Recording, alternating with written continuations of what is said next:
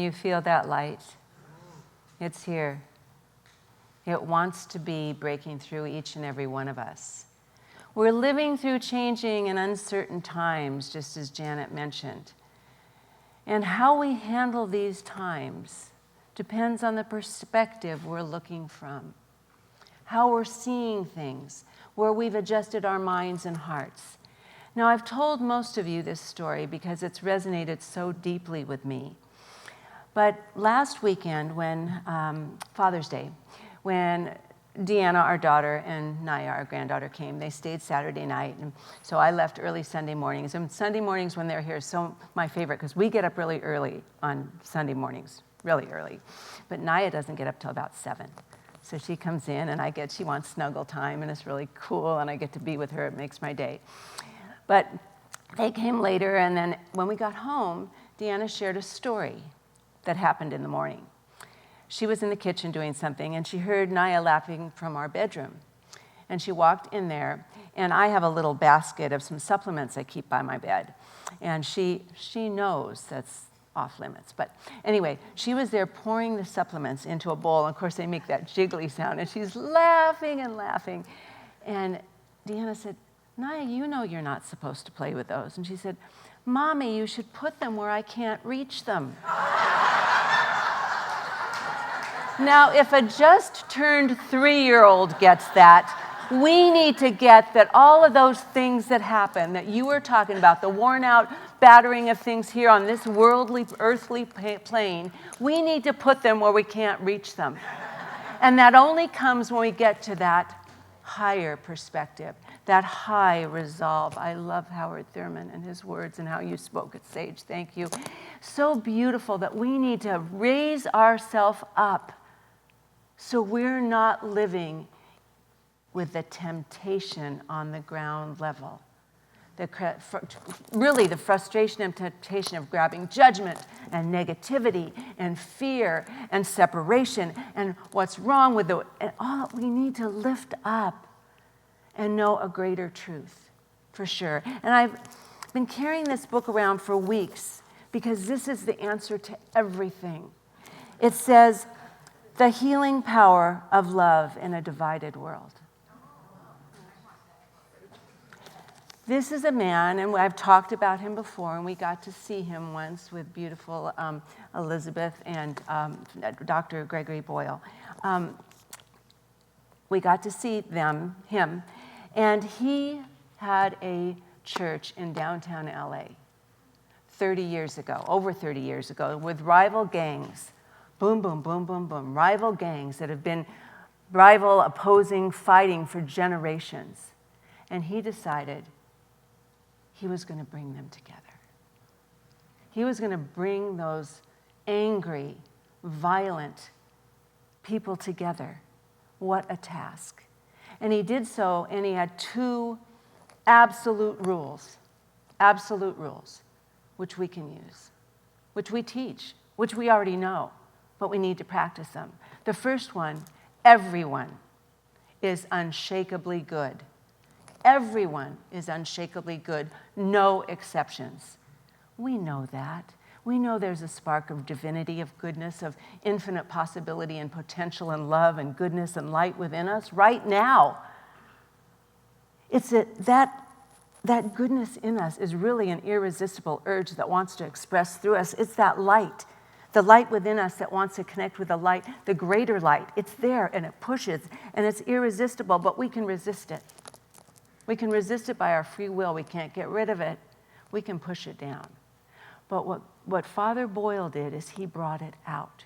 The second most amazing thing he said is we belong to each other, no exceptions.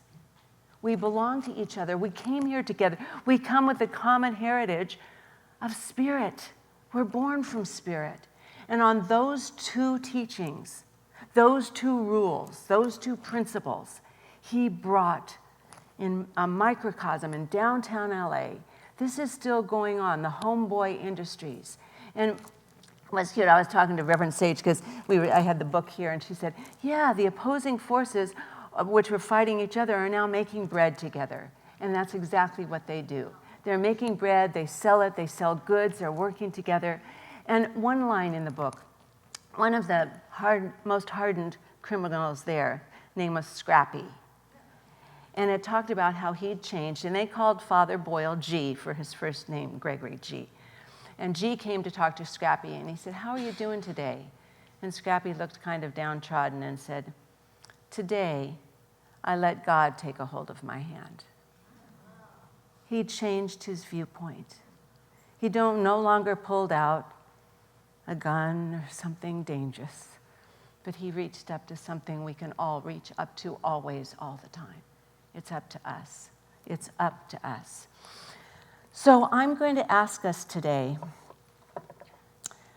to have the courage. And courage means we just have the mental, the moral attitude to do the hard thing, to face fear and difficulty or whatever it is, to face it and do it because it's the right thing to do. I'm going to ask you, and first of all, we need courage to do almost everything to pull ourselves up to that higher ground. We need the courage, first and foremost. We need to be willing to do it. Have the courage to live in harmony. Because harmony is one of the truths of spirit. When you raise up to that higher perspective, you'd see beyond, and what you said, the wear and tear, the difficulties of the ground level, and you feel the harmony that's ever present. It's never gone. God doesn't misbehave. The universe doesn't misbehave. The universe has a divine order, a divine plan.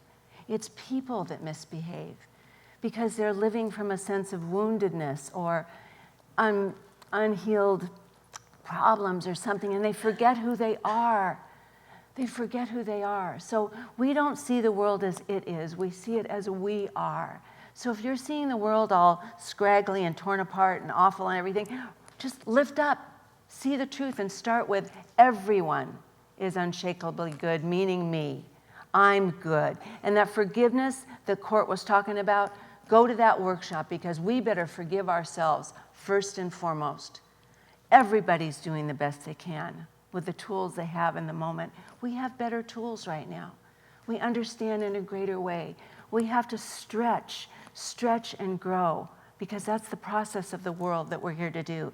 My boyfriend Rumi says, all your anxiety is because of your desire for harmony. Seek harmony first, and then you will gain peace. And that's for us. We need to really set our minds right. You know, we have that ball of goodness, perfection, light, love in us. We need to align ourselves with right thinking, the thoughts that pull us into alignment with goodness and truth. And we live in a world of infinite creative potential that never leaves. We need to be able to be working with that, with our thinking minds, to pull us up instead of down and out. We can go up and beyond for sure. I lift my heart right now. I want you to feel this. I lift my heart to the silence above. I lift my heart to the silence above and find the wisdom that aligns the light that lives within me. The silence above, the goodness, the harmony, the peace aligns with something within each and every one of us. If we take time every day to align ourselves, even before we put that first foot out of bed, take a breath and feel in the moment the goodness that's present right here and right now. It's never gone. We leave, we go somewhere else, but that goodness is here right now. In the Psalms, it says, deep calls unto deep. When we go to that deep place within us, we find the depth of spirit lifting us up, the wideness, the bigness of spirit lifting us up to the new place. We need to take, if we are having trouble getting there, we need to listen to Scrappy. Let God take our hand. That's what prayer is. That's what prayer is. We have to believe it, that there's a hand up there reaching for us, because life is always for us and wants to guide us and wants to direct us and be there and lighten our load. But we have to accept it and let it. It is there for us right here, right now, and always. So the psalm says, deep calls unto deep. So just you can keep repeating, deep calls unto deep. Deep calls unto deep, and the depth of spirit is all around us. So I have some daily practices for us to do before we do our prayer wall. First of all, how many of you get triggered? How many of you have been triggered? Well, I won't say in the last 15, 25, 35, 45 minutes, I don't know, but how many of you have been triggered this morning by something you heard or saw or felt or did? Of course, we get triggered. The first thing we need to do when we get triggered is pause and rise up. It's a practice. It's not something we can't get to. It's a practice. We have to have the courage to take a step back so we don't react with charged emotion, but we respond with wisdom. And ask yourself, what would my higher self say? Good question. What would my higher self say? I'm triggered. What would my higher self say to this? And then whatever you hear, trust the divine plan that everyone is unshakably good, maybe misbehaving, but everyone is unshakably good. Whatever you hear, and then affirm that truth.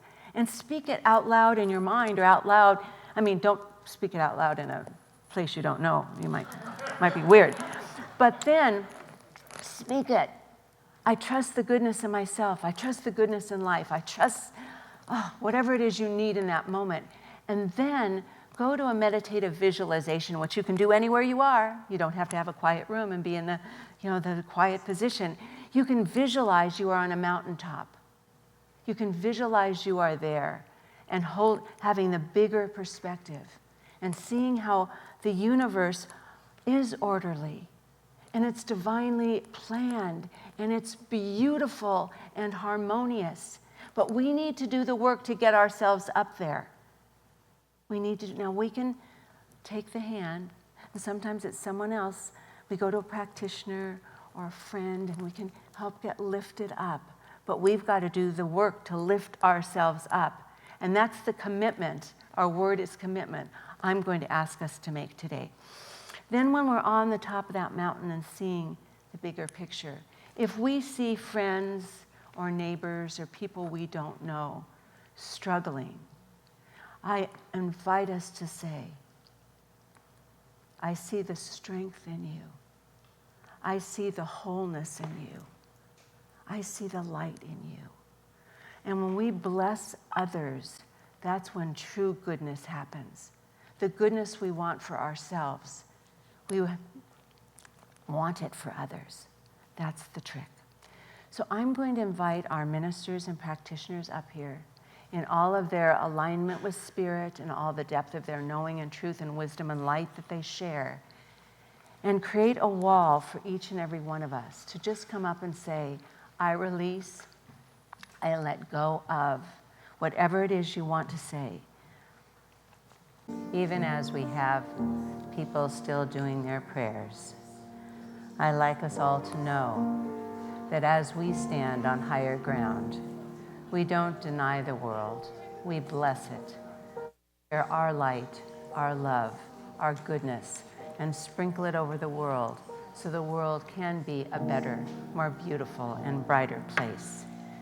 As we walk in awakened consciousness, we know that we walk in the world, but we dwell in spirit.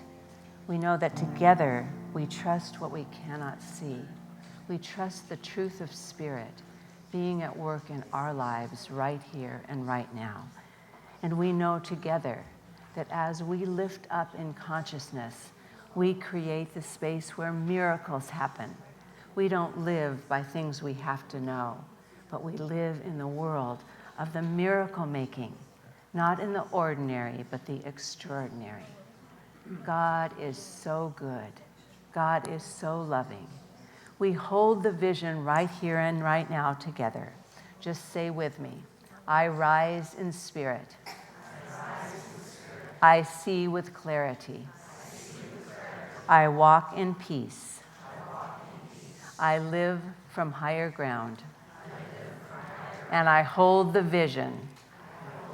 And I hold the vision of a world that works for everyone. We speak it, we know it, we say it so, and let's seal that by saying, and so it is. God bless you all. I love you, and so it is.